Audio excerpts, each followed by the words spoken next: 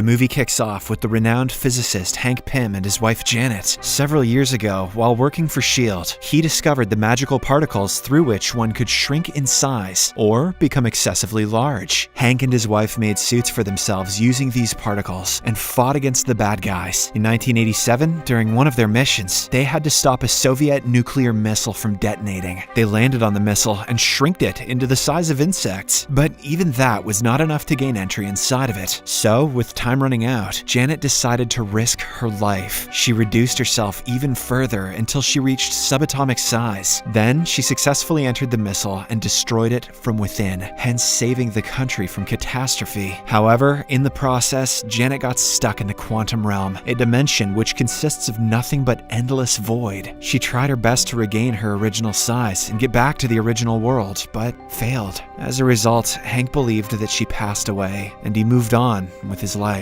However, several years later, when the Ant-Man, Scott Lang, manages to get out of the quantum realm, Hank gets renewed hope that his wife is still alive, and that there is a way to get her back. If she's still in there, she's gonna be pissed. His daughter, Hope, is also ready to help him in any way possible. Meanwhile, after the events of Captain America's Civil War, the Avengers, including Scott, are under house arrest because they violated the Sokovia Accords in Leipzig. Scott spends most of his day playing with his daughter, Cassie. With the help of his best friend, Lewis, he has set up a mini playground throughout the house. However, one day, when he accidentally breaks the fence with his feet, the FBI arrives to check on him. Detective Wu warns him to stay out of trouble, saying he only has 3 days of house arrest left. After that, he is free to go wherever he wants. Overjoyed by the revelation, Scott tries his best to pass the time. He plays the drums, practices magic, and does all sorts of stuff which he never imagined he'd do. But one day, when he gets into the tub to take a bath, he suddenly starts dreaming of playing hide-and-seek with Janet and a young Hope. Startled, he wakes up and immediately calls Hank. It is revealed that the two have not been in contact since his house arrest. Scott tells him that he had a strange vision about Janet, and conveniently forgets to mention it happened while he was in the bath. But Hank thinks he's joking and ends the call. A few moments later, Scott notices something flying around the house, but before he can investigate, it sedates him, causing him to pass out. When he wakes up, he finds himself being driven somewhere by Hope. It turns out she was the insect that was flying around his house earlier. She wants him to meet her dad and help him get Janet back. Scott agrees, but just then, he realizes that he is on house arrest. He yells at Hope for taking him away when he was only 1 day away from being released. However, she calms him down and explains that she took off his ankle bracelet and put it on a giant ant she found in the apartment. Now, the FBI will have no clue that he is out of the house. In the next scene, they arrive at the lab, where Hank seems to have created a tunnel to the quantum realm. Scott takes a brief look at it and then starts explaining about his dream in detail. Hearing this, Hank and Hope are stunned because Janet loved to play hide and seek. They deduce that Scott has somehow connected to her after spending some time in the quantum realm. This might also mean that Janet is trying to communicate through him, possibly to give away her exact coordinates. Meanwhile, Hank reveals that although the tunnel is almost ready, they are missing a key electronic component, so they are going to meet someone who can provide it for them. Before they leave, Hank shrinks the lab to the size of a briefcase and takes it with him. Surprisingly, a transparent figure is eavesdropping on them from nearby. The three arrive outside a restaurant, but only Hope gets in, while the guys stay inside the van and monitor the situation. Hope meets a black market dealer named Sonny Birch and asks if he has the component she is looking for. The latter says yes, but he wants a substantially large sum for it. When Hope tries to negotiate, Birch refuses, saying he has other clients who can give him a better deal. Upset,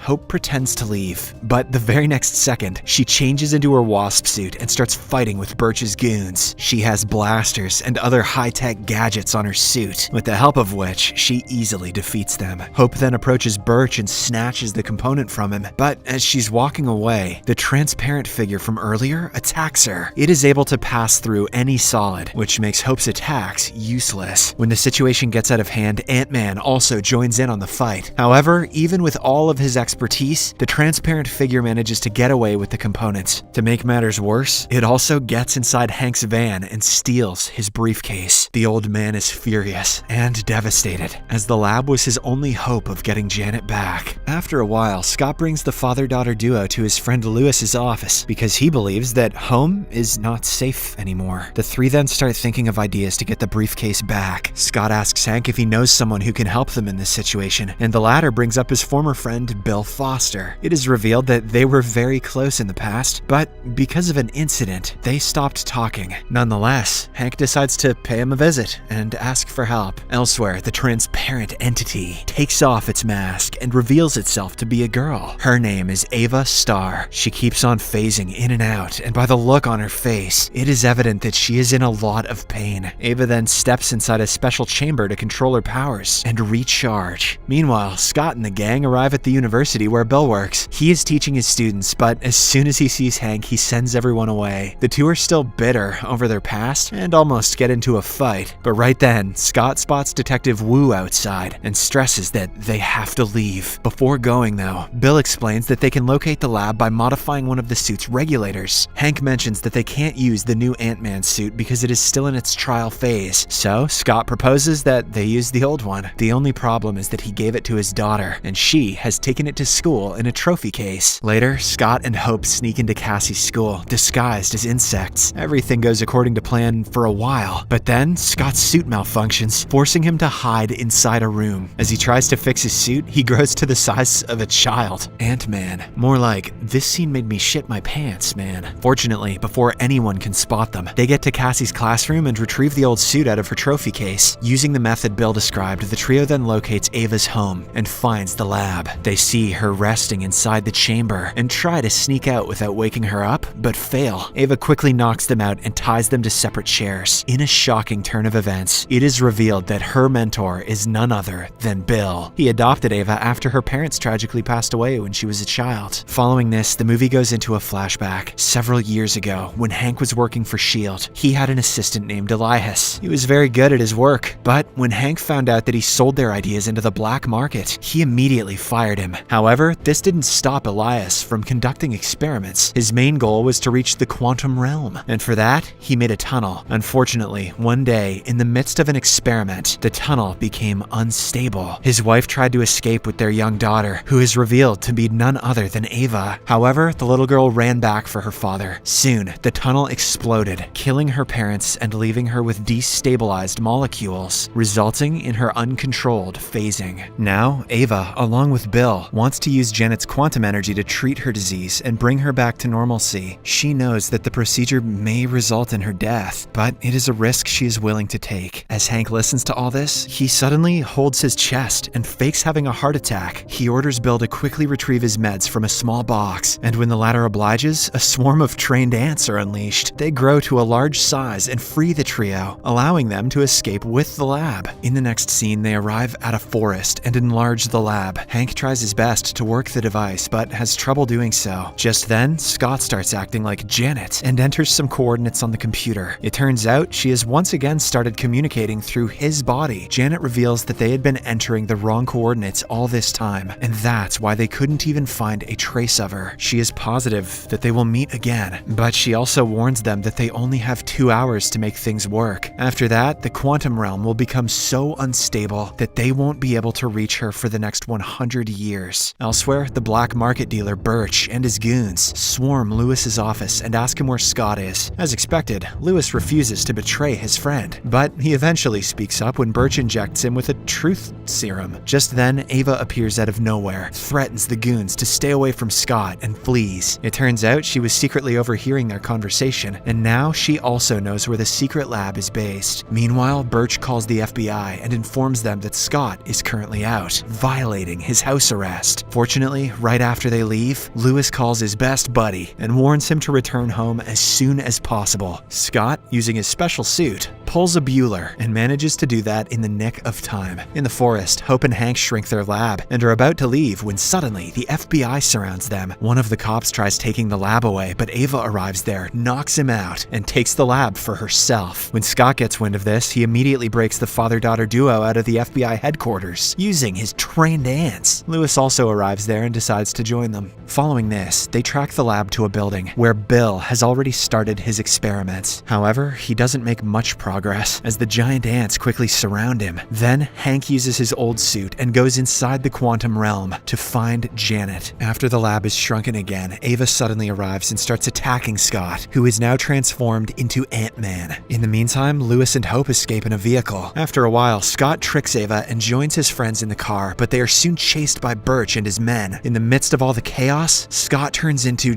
Giant Man, Hope turns into the Wasp, and Ava once again arrives. As they are fighting all over the city, Birch takes the lab and flees to the docks, where he boards a ship to get away. Scott follows him, and this time, he turns into the largest version of Giant Man. He easily retrieves the lab, but when he is about to return to the shore, he has difficulty breathing due to his large size. Soon, he falls unconscious and drowns inside the water, but luckily, Hope rescues him. On the other hand, Hank navigates through the quantum realm using the coordinates Janet gave him until he finally locates her. After all these years of research and hard work, he has succeeded, and the couple reunites with an emotional kiss. She's not even mad that he gave her up for dead for his entire life. Meanwhile, the lab returns to its original size in the middle of the city. Ava and Bill arrive there and start extracting Janet's quantum energy in hopes of saving Ava. This causes Janet, who is inside the realm, to suddenly lose energy. But luckily, before things get out of hand, Scott and Hope arrive and disable the machine, giving Hank and Janet enough time to get out of the quantum realm. When Hope sees her mom for the first time in over 2 decades, she cannot contain her tears and immediately goes to embrace her. After the emotional reunion, Janet notices Ava's condition, so she approaches her and touches her face. Surprisingly, the girl stops phasing. After staying in the quantum realm for so long, Janet has gained powers to do so, but Ava still needs a lot of energy to be fully fixed. As the group heads out, Birch and his goons are waiting for them, but this time,